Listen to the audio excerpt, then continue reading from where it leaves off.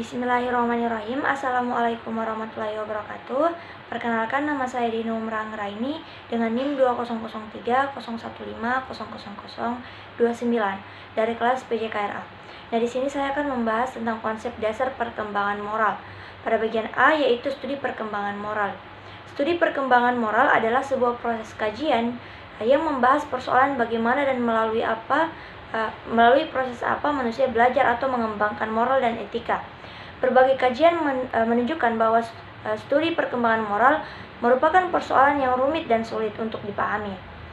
Nah, dikatakan sulit karena sedemikian kompleks ruang lingkup masalahnya. Selain memang masih terdapat perbedaan pandangan antara dua aliran dalam memahami isu moral. Ada dua perspektif model teori untuk memahami isu moral, yaitu yang pertama teori internalisasi dan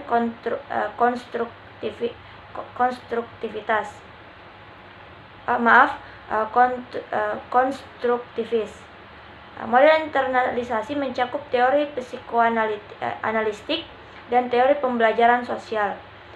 Sigmund Freud tahun 1933 merupakan tokoh kunci teori psikoanalitik yang telah banyak menggeluti penelitian tentang perkembangan moral. Kajiannya didasarkan pada hipotesis ID, ego, dan superego yang berfungsi secara bersama-sama untuk mengendalikan perilaku agresif dan naluri seks. Ia juga berhipotesis bahwa internalisasi norma sosial berlangsung karena proses dinamis yang berkenaan dengan superego, ID, dan ego dalam kaitannya dengan rasa bersalah. Pada dasarnya superego merupakan sebuah internalisasi norma sosial dan nilai-nilai dari orang tua untuk mengontrol ID sebagai bagian yang berupa pencarian kepuasan atau naluri, dan ego yaitu pikiran dan keputusan pribadi. Sebagai perbandingan, para penganut teori belajar sosial berpendapat bahwa moralitas dipelajari melalui proses sosialisasi. Karena itu, perkembangan moral diartikan sebagai suatu proses dan melalui proses itu seseorang mengadopsi nilai-nilai dan perilaku yang diterima oleh masyarakat. Pada dasarnya, seseorang yang secara konsisten menginternalisasi norma dipandang sebagai seseorang yang bermoral. Para tokoh teori perkembangan perkembangan sosial percaya bahwa perilaku bermoral merupakan hasil dari lingkungan sosial, sedangkan aliran konstruktivitas percaya bahwa perkembangan kognitif berkaitan erat dengan perkembangan moral. Pemahaman moral secara logis dibentuk dan dikembangkan melalui tahap-tahap pertumbuhan. Sementara pertimbangan moral merupakan pondasi bagi berfungsinya moral. Yang pertama, perkembangan moral Piaget. Sebagai orang pertama yang mempelajari pertimbangan moral dan sebuah pendekatan kognitif moral, Piaget merumuskan sebuah model dan teori yang menekankan perkembangan kognitif pada anak-anak. Piaget mengidentifikasi dua kategori besar perkembangan moral, yaitu tahap heteronomi moralitas dari aturan memaksa dan tahap otonomi moralitas dari aturan rasional. Pada tahap heteronomi, seseorang melandaskan pertimbangan moral kepada kepatuhan searah, yaitu kepada penguasa seperti orang tua, orang dewasa, dan peraturan yang sudah mapan. Karena peraturan itu suci dan tidak dapat diubah, seseorang merasa berkewajiban untuk mengetahuinya. Benar dan salah biasanya dipandang sebagai hitam dan putih. Kebaikan dan keburukan dipandang dari aspek konsekuensi hukuman. Sedangkan tahap otonomi ditandai dengan kemampuan seseorang untuk mengembangkan rasa kemandirian dan suasana saling mendukung dengan pihak lain. Benar dan salah ditentukan secara situasional, sementara peraturan bisa diubah relatif sesuai dengan tuntutan situasi dan kebutuhan manusia. Kemudian yang kedua, perkembangan moral Colbert. Lawrence dalam kegiatan penelitiannya di Universitas Yale dan Universitas Harvard mengembangkan lebih lanjut teori Piaget, dan selama 30 tahun ia mencoba mengkaji bagaimana orang belajar dan mengembangkan moralitas. Kohlberg mengembangkan teori pentahapan moral dan Piaget dengan menyatakan bahwa perkembangan moral dan mengikuti satu pola dan bersifat universal, yaitu mengikuti 6 urutan tahapan yang diorganisasikan, yaitu yang pertama tahap prakonversional, kedua tahap konversional, ketiga pasca konversional,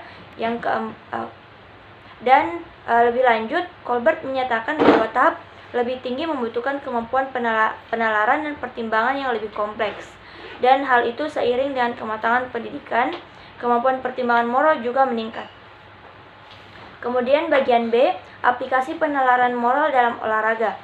Isu sentral yang sering terjadi dalam kegiatan olahraga adalah banyaknya pelanggaran yang dilakukan baik oleh atlet, pelatih, maupun masyarakat luas. Perilaku tersebut ada yang sesuai direncanakan sebelumnya, ada yang spontan karena tidak dapat mengendalikan emosinya.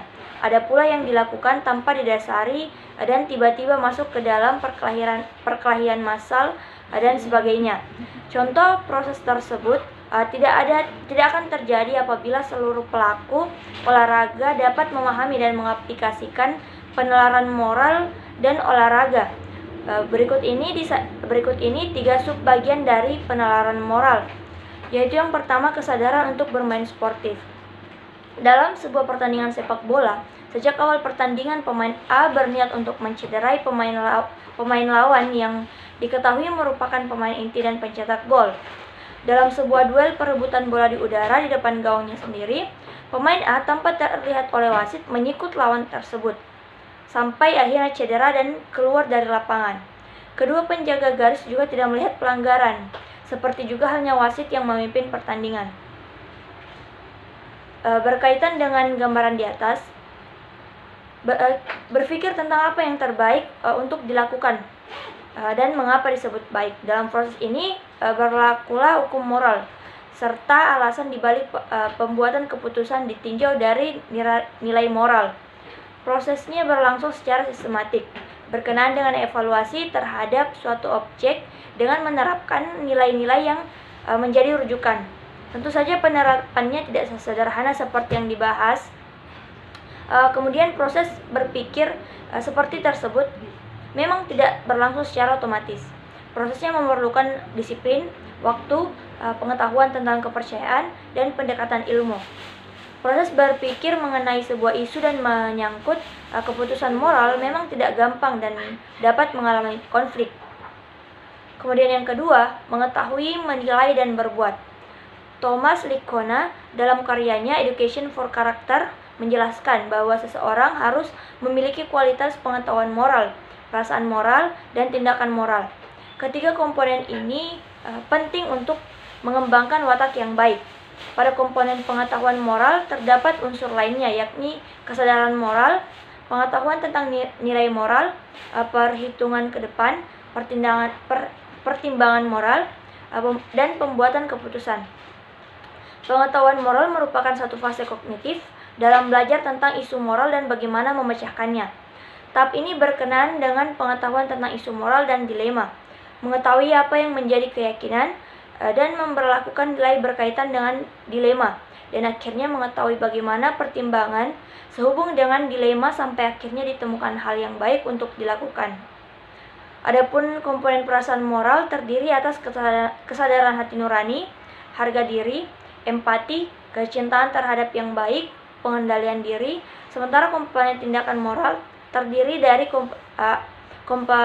kompetensi, kemampuan, dan kebiasaan.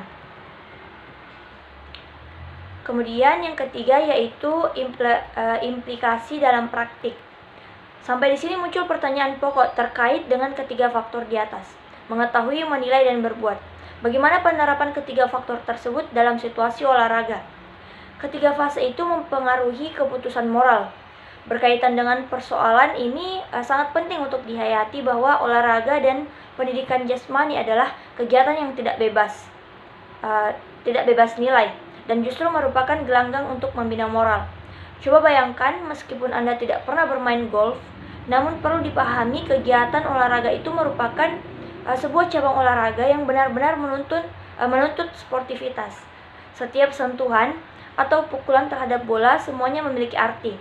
karena permainan ini menekankan pada performa dalam bentuk jumlah pukulan sesedikit mungkin hingga bola masuk ke dalam lubang yang dihitung sejak pukulan pertama. Tidak ada wasit secara langsung mengawasi pemain. Dalam situasi demikian, sungguh mungkin pemain berbuat curang, meskipun dalam praktik antara pemain saling mengawasi. Olahraga ini benar-benar membutuhkan sportivitas. Nah, mungkin ini saja pemaparan singkat atau penjelasan mengenai konsep dasar perkembangan moral yang sempat saya jelaskan. Sekian. Wassalamualaikum warahmatullahi wabarakatuh.